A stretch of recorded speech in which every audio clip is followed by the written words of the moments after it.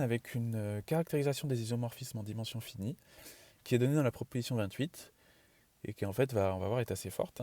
Si on se place dans deux espaces vectoriels E et F de dimension finie et égale, donc ça c'est très important, il faut que la dimension de E soit égale à la dimension de F, et que F est une application linéaire de E dans F, alors on a équivalence entre le fait d'être injectif, surjectif et bijectif. Je vais passer tout de suite à la remarque importante. En fait, ce résultat il va être surtout important dans le cas des endomorphismes, puisque si E est égal à F, en particulier les dimensions sont égales si elles sont finies, et donc dans ces cas-là, on traite des cas des endomorphismes. Donc cette proposition, elle va surtout nous servir pour les endomorphismes, mais en fait, elle est vraie dès que la dimension de l'espace de départ et de l'ensemble d'arrivée sont égales. Alors, on a deux équivalences, donc en fait, techniquement, on a deux implications à chaque fois, ce qui nous en fait 4, mais en fait, il y en a beaucoup qui vont se traiter très rapidement, puisqu'il y en a qui sont triviales. Si on est bijectif, en particulier, on est surjectif et injectif. Donc je vais passer à la preuve 28 en traitant d'abord les cas triviaux. Donc je vais démontrer que F bijectif implique F surjectif. Et ça, c'est trivial, on pourrait même dire axiomatique. Si F est bijective, alors... est bijective, c'est une application linéaire, donc c'est au féminin. Alors, en particulier, elle est surjective, et c'est pareil pour démontrer que F bijective implique F injective. Donc évidemment, ce n'est pas ces cas-là qui nous intéressent dans cette proposition-là, mais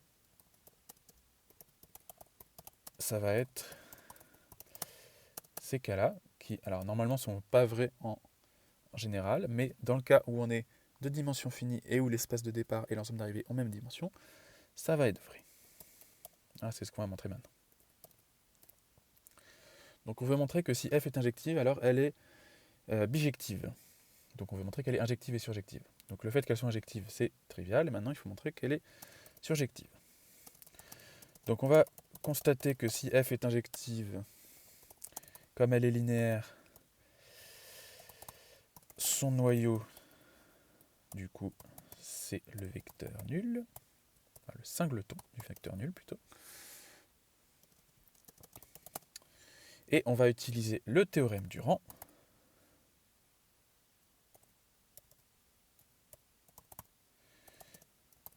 pour dire que le rang de F, c'est égal à la dimension de E moins la dimension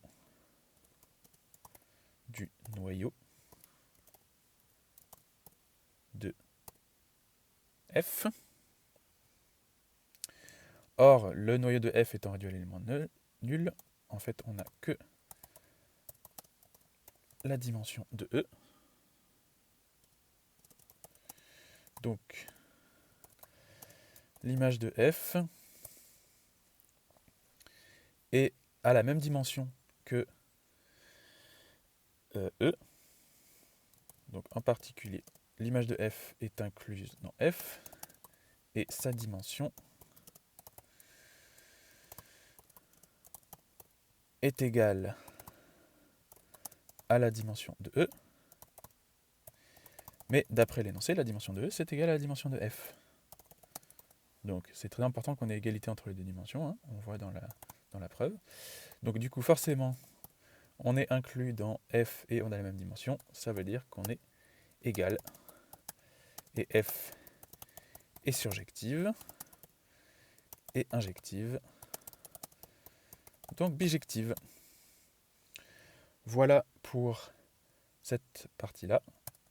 Et il nous reste juste à démontrer que F surjective implique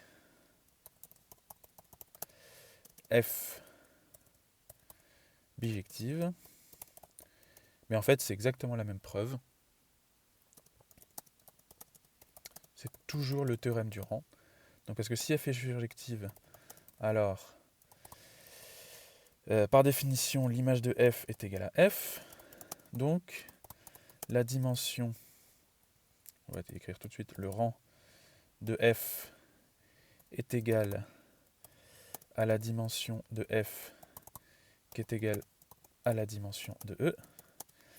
Et on va à nouveau utiliser le théorème du rang. Donc d'après le théorème du rang,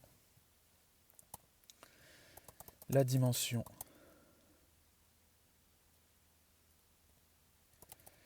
du noyau de F, c'est égal à la dimension de E moins le rang de F. Et là, on a égalité entre la dimension de E et le rang de F. Donc ça va faire 0. Donc le noyau de F va être réduit au vecteur nul.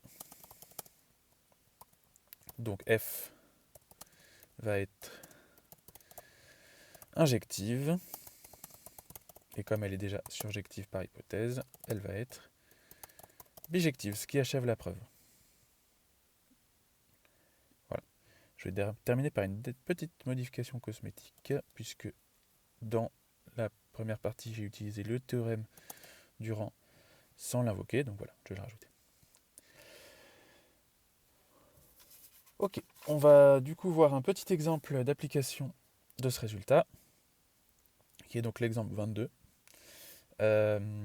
Si U et V sont deux endomorphismes avec E, un espace de dimension finie, et si V rond U est égal à l'identité, alors U et V sont des isomorphismes, donc ils sont bijectifs, et ils sont réciproques l'un de l'autre. Alors, c'est ce qu'on va démontrer maintenant.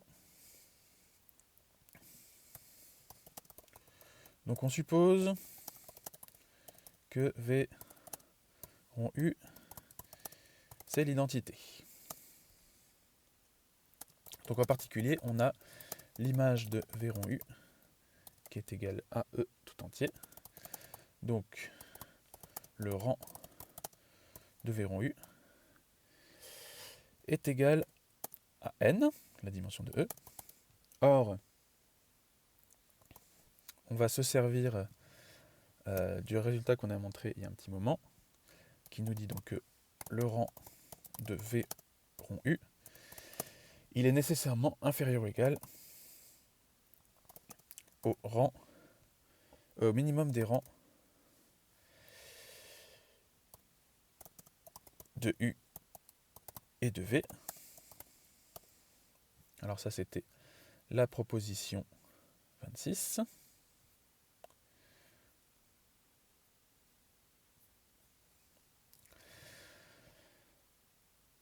Or, d'après le théorème du rang, le rang de U et le rang de V sont inférieurs ou égaux à N. Parce que le rang de U, c'est égal à la dimension de E moins la dimension du noyau de U. Donc en particulier, c'est inférieur ou égal à N. Et le rang de V est aussi inférieur ou égal à N. Donc le minimum des deux est aussi inférieur ou égal à N. Sauf que du coup, on a une petite inégalité comme ça en sandwich qui nous dit que nécessairement, on a égalité entre N et ça. Donc en fait, l'inégalité qui est là, c'est en fait une égalité. Donc comme le minimum des deux est égal à N, ça nous dit en particulier que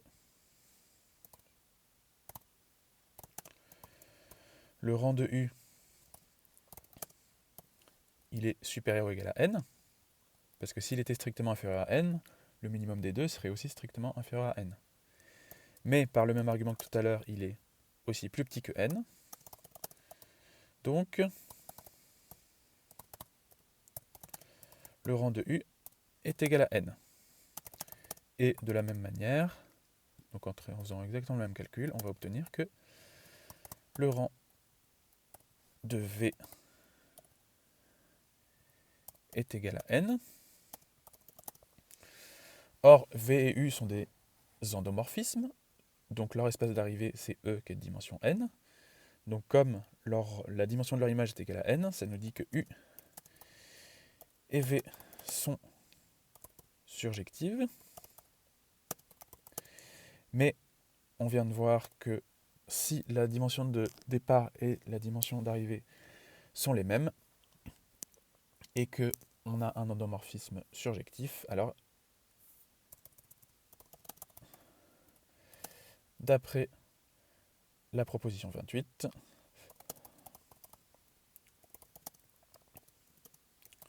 elles sont en fait bijectives. Donc on a démontré une première partie, c'est-à-dire qu'elles sont toutes les deux bijectives, et maintenant il faut montrer qu'elles sont réciproques l'une de l'autre. Bon, ça va être assez facile, hein. En fait, je vais constater que V rond U étant égal à l'identité,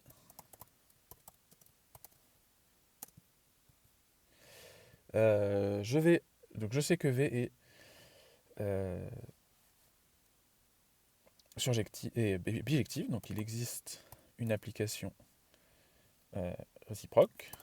Donc je vais appliquer cette application réciproque à gauche, par la gauche et à gauche et à droite de l'égalité. Donc ça va me donner V-1 rond identité de E.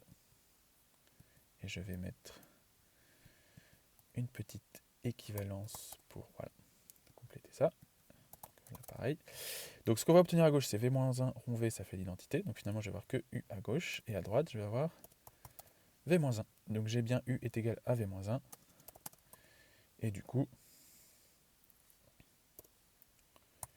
U-1 qui va être égal à V-1, c'est-à-dire à V.